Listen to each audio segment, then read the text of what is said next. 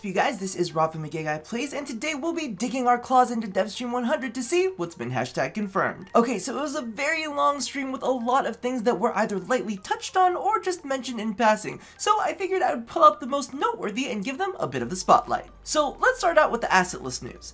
First and foremost, they did state that the Sacrifice quest is not coming out this year, which absolutely breaks my heart. Another thing we probably won't be seeing anytime too soon is the Hydroid Prime trailer. Unfortunately, it did get eaten up by the monster that was Plains of Eidolon. And to hit you with that threesome, I also wanted to note that it didn't seem like we will be seeing shield gating anytime soon either. After preliminary tests, they noted that it didn't drastically change the gameplay enough for it to be worth investing into, at least not in the current iteration that they've been playing around with. Now to switch gears, they did make a few mentions of things that they would be adding. Starting off small, they spoke very cryptically about expanding our orbiter and adding new features as well as improving existing ones in the dojos. In addition, they did confirm that we will be seeing the Alkalites again sometime this December. And while all that's well and good, DE has announced that they are working to implement a new track system when it comes to daily login rewards, where you can select a specific item that you want your days to count towards, and after the 50-day track is complete, you will get access to that specific reward and can move on to the next. And the last non-ass topic I wanted to cover before we jumped into all of the pretty pictures is the fact that they are looking into retooling focus, from how we gain it, to how the pools work with passive waybounds, and how certain bonuses will tie into our mastery rank.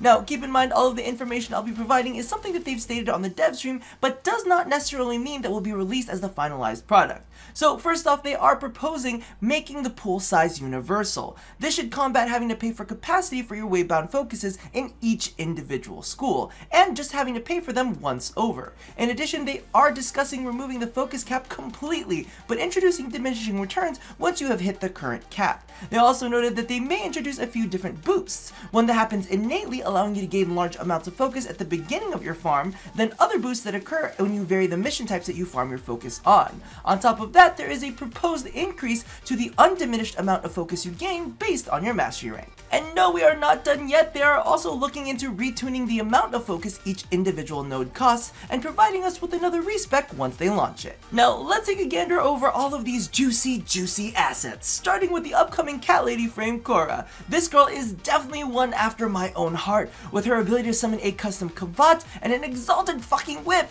She apparently will also have the ability to swap between IPS damage types, which will also change the way she looks. So Kavats, whips, and fashion frame, they have already won me over on this one. Speaking of things that I'm absolutely obsessed with, DE will be introducing yet another Eidolon for us to hunt. This one will actually be bigger than the current terror list. It's got bladed legs that it'll stomp around with and may incorporate flight as an escape or combat mechanism. They also mentioned that our current terror list may be getting different replacement limbs instead of always spawning with a tree in its grasp. Regardless, I'm excited and I definitely can't wait to see how this shakes up the current meta. I do want to note though that they did mention that this Eidolon was still in early development, and as we know, our friendly neighborhood meteorite has already impacted the plains, so those two subjects may not tie into each other whatsoever. Speaking of said meteorite, DE has unveiled their next event, Operation Plaguestar. Yes, that meteor is in fact an infested chunk of something or other and has already hit the plains. Literally, you can go and check it out if you wanna. Now, while the event itself isn't currently active, they did tease us with some assets that tie into the rewards.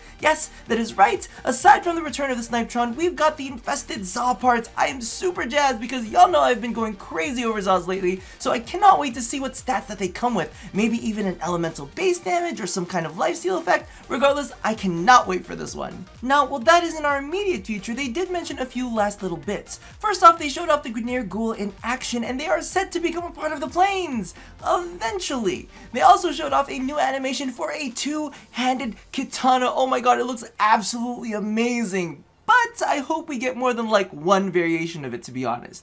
And last but not least, it was mentioned several times in different parts of the stream. However, it was very apparent that DE is working on a new landscape for Venus. They even previewed a new skin texture for one of the characters with some interesting markings that are unique to the new culture they are working on. So those were all of the worthwhile talking points. Let me know how you guys feel about the alterations to focus, the upcoming open world area on Venus, a new Eidolon to hunt, and of course, my new spirit animal, Catlady Warframe extraordinaire. So check all of your feelings in the comments below about everything that's been hashtag confirmed.